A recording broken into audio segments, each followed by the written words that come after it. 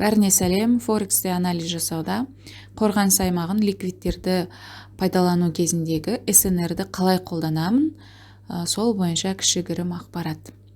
СНР дегенді бәріміз білеміз. Қызыл свечка мен жасыл свечканың бір бағада түйісуі, бір бағаға келіп жұмыс жасауы деп аламыз. Және фитиль аралығын зона деп аламыз. Мысалға, мына жерде шорт зона деген секілді, мына жерде лонг зона деген секілді. Қорғаныс аймақ, фрактал, ликвид дегендерді ТВХ-ға кіру үшін, яғни позиция ашу үшін, кіші таймфреймдерге өтпес бұрын осы үлкен таймфреймдерде нелерді, зоналарды белгілеу жақсы көмектеседі. Мысалға, мен мына жерді лонг зона деп алатын болсам, егер мынау өйткені төбесінен закреп алған, сол үшін де зона деп аламын, ол да бар. Мысалға, мынау жасыл свечка денесімен, мына қызылды бәрін фитильді денесімен жауып алған, сол үшін де мен мынаны зона ретінде аламын. Алдағы уақытта тағы да қосымша ақпараттарды айта беремін ғой, қалай мүмкіндік болады. Енді мен осы жерге келген кезде жаңағы алдыңғы видеоларда айтып жүрген фракталды қолданып, қорғаныс аймағын тауып, солай позиция ашуға маған үлкен көмек болады.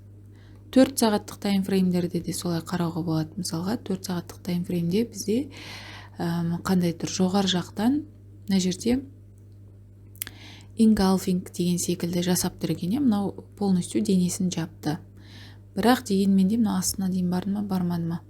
Осыны engulfing деп алатын болсам, осы жерлерге келген кезде мен алдыңғы видеолардағы көрсеткен немді аламын. Міне бізде денесі мен фитиль аралығы, осы жер менде примерно шорт зона.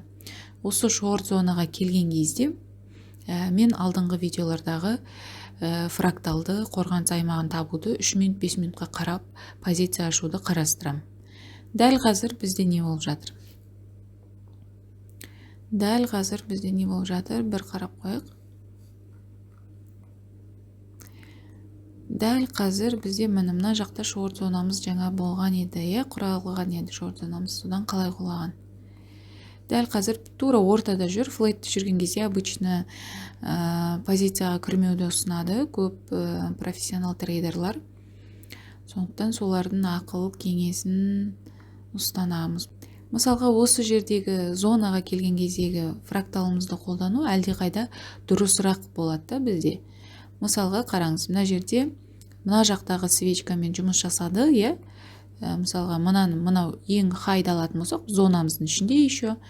И мына жердегі фитильді жұмыс жасап, астына енді бізге слом керек, мына жердегі фитильді жабу керек болған. Фитильді жапты, денемен закреп алды. И біз жоғары жақтағы мынау нелерден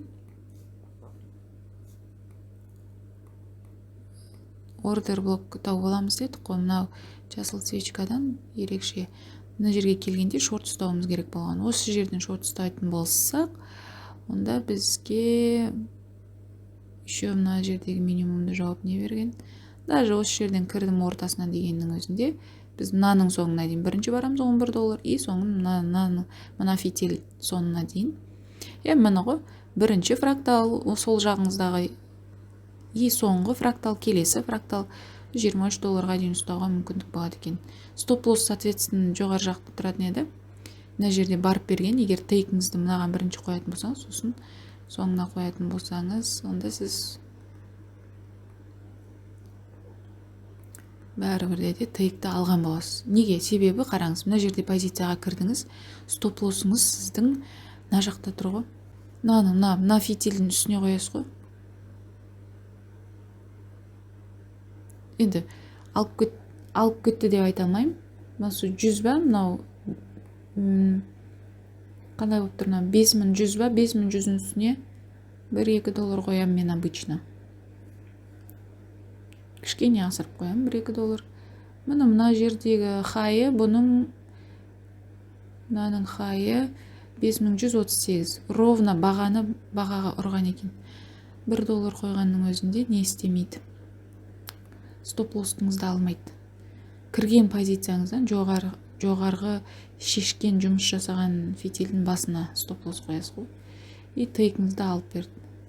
Одан кейінгі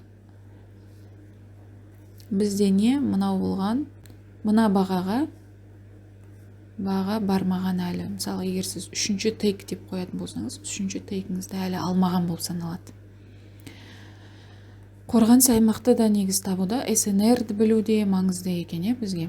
Жаңа біз айттық, мына жерді мен қазір шорт зона ретінде қолданамын. Егер баға осы жерге келетін болса, осы жерлерден жаңағы фракталдарымды іздеймін, шортқа көрем. Егер бұл жерде шортқа бермей, наоборот, астындағылармен, фракталдармен жұмыс істеп, төбесін жауып, 3 минут, 5 минутта сондай қорғаныс аймақ құрып атса, онда баға бұзып кетеді деген неге болжамға барамда. Және мына жоғары жақтағы фитильге дейін барады. Мысалы, 5119 сол жаққа дейін барады. Мысалға, мен мынаны лонг зона ретінде қарастырамын. Мысалы, зона, СНР зона, лонг зона ретінде қарастырамын. Неге? Себебі мына свечканың денесін мынау жауып қалды. Сол үшін де бұл жұмыс жасайды деп оған қараймын. Сосын мына жерде де мысалға мынаны шорт зона ретінде қараймын. Себебі неге? Шорт зона ретінде қараймын. Себебі мынаның денесін мына жаққа дейін кіші, мысалы, қазір 4 сағаттық таймфреймде қарап тұрмыз. 1 сағаттықтарды қарасаңыз, мына жердегі фитильдер денемен, сондықтан мына жердегі зоналар активный болып тұрады. Engulfing. Сондай-ақ engulfingтер, мысалы, мына engulfingке қараймын.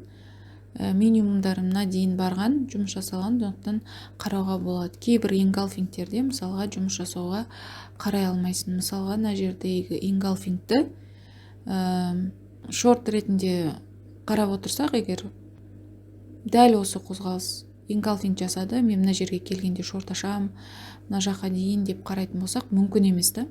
Себебі неге? Бұл мына жақтағы мына өзіміз жасаған хайдың минимумына бармағанда. Мынау engulfing ретінде жұмыс жасайды, Неге? Себебі алдындағы қызылдың өзінің минимумын үлкен денемен даже закреп жасаған кейін смело кіре беруге болады деп ойлаймын.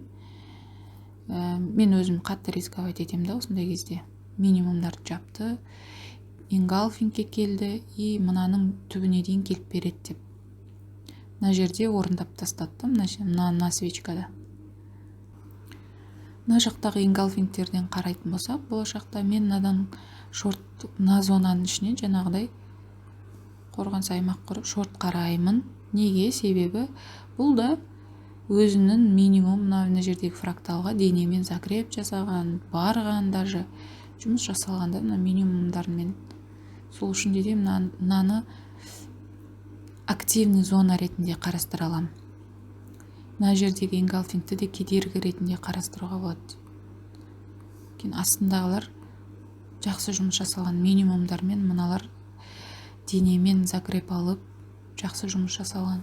Сондықтан осылар осы жерлерге келгенде жаңағыдай шортқа, қорғаныс аймағына тығыз іздеуге болады. Бірақ оған дейін мына жер пока ұзақ жиналып тұр. Үлкен импульспен жоғары кетуі мүмкін деп ойлаймын. Сол.